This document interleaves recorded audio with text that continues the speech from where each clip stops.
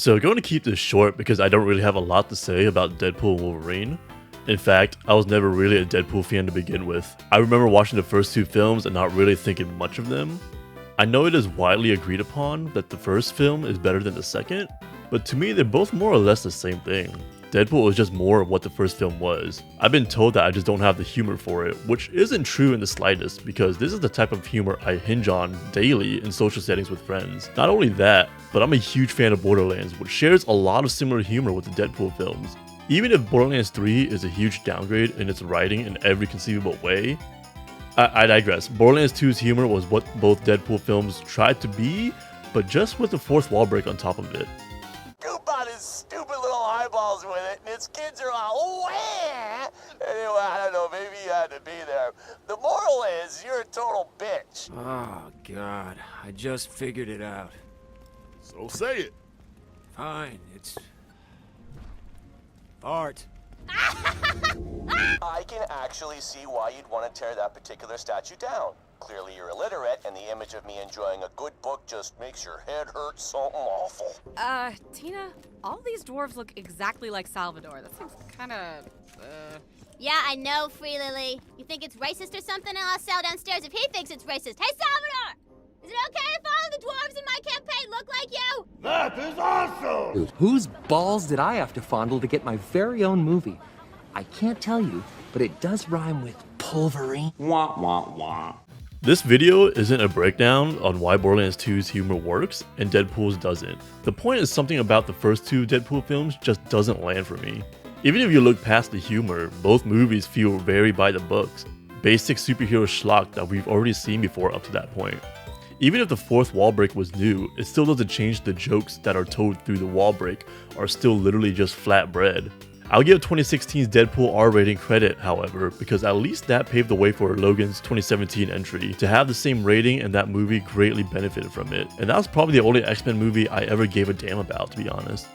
This is probably a good time to talk about how this is the first official MCU film to carry the R rating. So what you're going to see is a lot of dismemberment and lots of blood. As someone who can't swallow gore in movies, but totally okay with it in video games for some reason,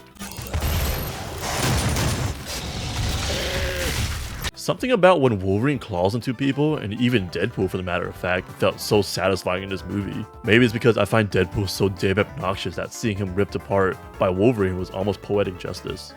When it was first announced that Hugh Jackman would be returning as Wolverine for the third Deadpool installment, I honestly kinda just rolled my eyes. I liked him in Logan, and that was a perfect send-off for him. So just like a lot of people, this raised a lot of skepticism even if the same people are also excited. Obviously, I don't want them to backtrack on the goodbye tribute that was Logan 2017, so bringing him back was really treading the line of disrespect to the character's send-off. Not only ruining the legacy of Hugh Jackman's Wolverine was a concern, but it was another Deadpool movie. As if I didn't care about the first two enough. There's a third one coming out now? At least this time it's officially under the MCU banner, so I guess that's cool. However, being under the MCU banner would carry a lot more weight if it weren't in the current state it is in. But it was enough to give me some confidence that I'm gonna at least like this entry better than the previous two installments. So clearly I came into this movie with a lot of baggage, and I gotta say, I'm pleasantly pleased with my experience with the movie. Don't get me wrong, it's still a pretty flawed film, but I had a crazy fun time watching it regardless. A lot of the same flaws from the previous films are still present, except this time, it has things I actually enjoyed to compensate for it. I do want to immediately get this out of the way. I can't say I entirely appreciate the opening scene though.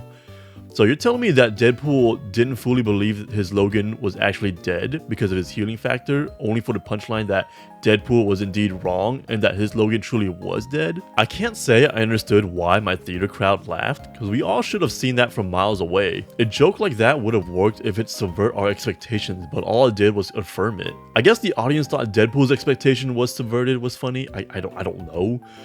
Whatever. But the main offense was the way they handled Logan's legacy. And I absolutely do not agree with this creative decision whatsoever. The course of action after finding out that his Logan is like, you know, dead, isn't to use his damn remains as a weapon in a half-decent choreographed action scene. Creative? Yes, because it showcased how adamantium bones are still lethal weapons, but still not the best choreographed scene altogether. However, the poor action choreography in the opening scene was actually greatly made up for with the dance choreography. The dance was absolutely infectious and so damn entertaining to watch, making this entire ordeal a lot more forgivable. Not entirely forgivable. I still think this was a disrespect to Logan's send-off even if Deadpool made it a self-aware joke, but still forgivable. The fact that this movie opened up the way it did really set the precedence of what I should expect. There are going to be things I don't agree with, but then I'll be treated to something that I'd at least find enjoyment in. This would happen quite a lot throughout the film, and it's in large part to do with the fact that Wolverine really balances out Deadpool. Wolverine really serves as a great self-insert for audience members like me, who are absolutely just fed up with Deadpool's half-baked humor with lots of punchlines, with no jokes behind them. Even without Wolverine, however, something about Deadpool doesn't feel as insufferable as the previous two entries, and it's due to the fact that there is a lot of stake for him than ever before, dampening on the amount of jokes he was making. Don't get me wrong, there's still a lot of forced humor he was making, but there's more moments than ever before that makes him sort of calm down a bit. The way that Deadpool and Wolverine bounced off one another in general was also handled so well. The juxtaposition of two very opposite personalities having to learn to work together to accomplish a task was simply enjoyable to watch. Not a novel idea by any means, but that execution was done so well in this movie. It has a lot to do with how each cope with the difficulties that are presented to them. Wolverine is very broody and has a stick up his ass in the way he handles grief, while Deadpool masks it with humor. But when they're forced to do that within each other's proximity, it becomes an entertaining clash to watch, adding organic character drama and conflict. I must say, however, the pacing really does fall apart about halfway into the movie when they introduce the other cast of heroes. Don't get me wrong, I thought it was really cool that they found a way to bring these Fox characters in, and it's great that they were given proper send-offs. However, this is when the pacing issues start to rear its head. They kinda just brush by why everyone was there. Deadpool did some of the most basic motivational speaking, then all of a sudden they're just convinced to help him. Even then, their motivation feels kind of shallow. We're not shown that this is meant to be a send-off. It is just told to us that their only purpose in this movie is to close out their story arcs because they didn't have the chance to while Fox owned them. I think we can already just tell by watching the damn movie that this is supposed to be a send-off for them. It's like this moment I had with a friend. He told me he heard Ryan Gosling say The Fall Guy was a love letter to stunt doubles in Hollywood. Yeah, I think anyone and everyone can just tell by watching the trailer alone. I don't think the audience needed Ryan Gosling to tell them that it's a love letter. He did indeed say that, but it definitely wasn't necessary. If anything, it was more of a formality when he said that anyways. And I'm diverging a bit. The point I'm trying to make is we didn't need the movie to tell us that. We can just tell by watching. Then there's the whole Deadpool core scene. It was a fun scene, don't get me wrong. I was thoroughly entertained. But I might just be misremembering things, so I'm gonna ask the question, why were they even there to begin with? Why were they trying to stop Deadpool and Wolverine from accomplishing their task? What was their main motivation? Thus, why does this scene exist other than to tell half-baked jokes and have an entertaining action scene? This whole ordeal not really having a place in the plot really drags down the pacing even further because we were just basically given a whole nothing scene to buff out time before the final confrontation. Then there's the final confrontation itself, which sort of exemplifies the poor management of Cassandra Nova's character. So to backtrack a bit, are we really going to believe that Cassandra really sat back and did nothing when her minions were literally losing to the ragtag group of heroes? Like, you're telling me she really didn't bother to step in herself and clean that mess up, because after all, they did demonstrate how effortlessly powerful she was. So when the final confrontation comes around, you're telling me she wasn't able to notice that Deadpool and Wolverine were literally underneath her, stop for a second what she was doing, eliminate them, and then continue on?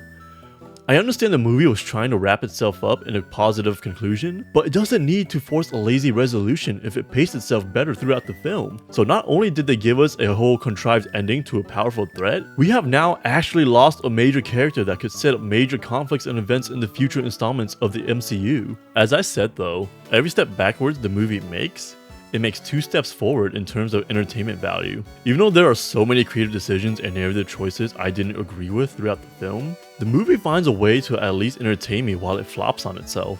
I don't hate this film by any means because I still got something out of it by the end of the day, and unlike the previous 2 Deadpool films, I don't mind watching this again. Especially after seeing how awful Jason Statham's The Beekeeper was not long after this. Oh, you guys should totally check out that video by the way, just saying, just go check it out.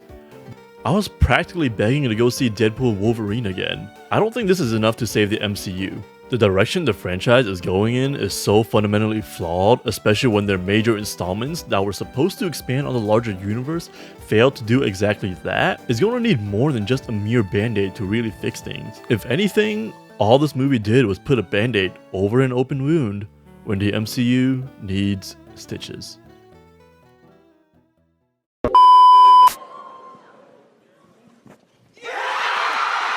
New mask, same task. Wah, wah, wah.